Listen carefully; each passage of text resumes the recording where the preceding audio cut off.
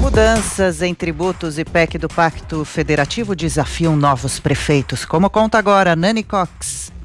No próximo domingo, eleitores de 57 grandes cidades e capitais vão definir quem querem como prefeito a partir de janeiro. Na maior parte dos municípios, a escolha já foi feita, incluindo os próximos vereadores. Apesar de todas as promessas, esses gestores e representantes do povo têm um desafio em comum: como equilibrar as contas em anos de crise.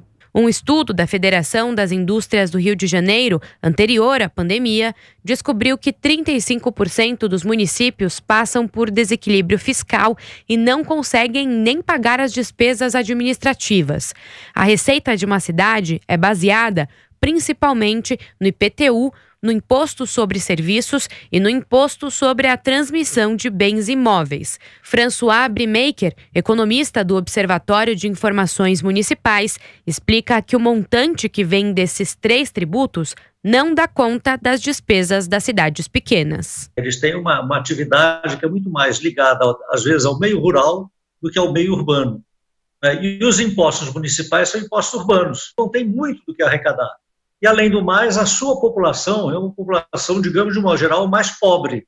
Então, ela não tem aquela capacidade de contribuir com seus tributos. De acordo com a Firjan, cerca de 65% da receita tributária das cidades no ano passado veio das transferências de fundos mantidos pela União, como o Fundo de Participação dos Municípios. O gerente de estudos econômicos da entidade, Jonatas Goulart, afirma que as reformas tributárias e administrativas devem ajudar a criar equilíbrio, mas ressalta que outras mudanças também são necessárias. Sem isso, a gente não vai conseguir com equilíbrio fiscal também nos entes subnacionais. Então, a gente vai sempre ter estados e municípios dependendo do governo federal para equalizar suas contas e a gente fatalmente vai ter uma meia reforma. Outro ponto que é importantíssimo é mudar também a lógica de distribuição do Fundo de Participação dos Municípios. A partir daí, a gente consegue entender quais são os municípios que fazem sentido existir ou não.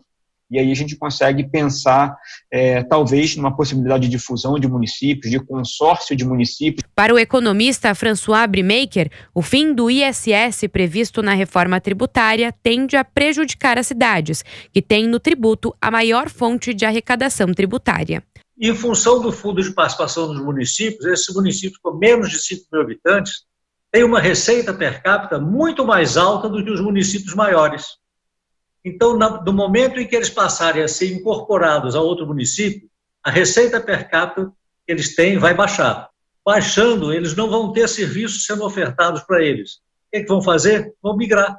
Vão embora para grandes centros.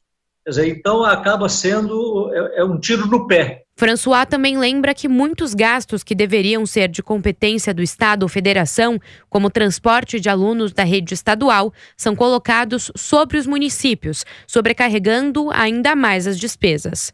Segundo o especialista, em 50 anos, os gastos das cidades com saúde, saneamento, cultura e educação passaram de 20% para 55%. Para compensar, o valor destinado ao urbanismo passou de 27% para menos de 10%.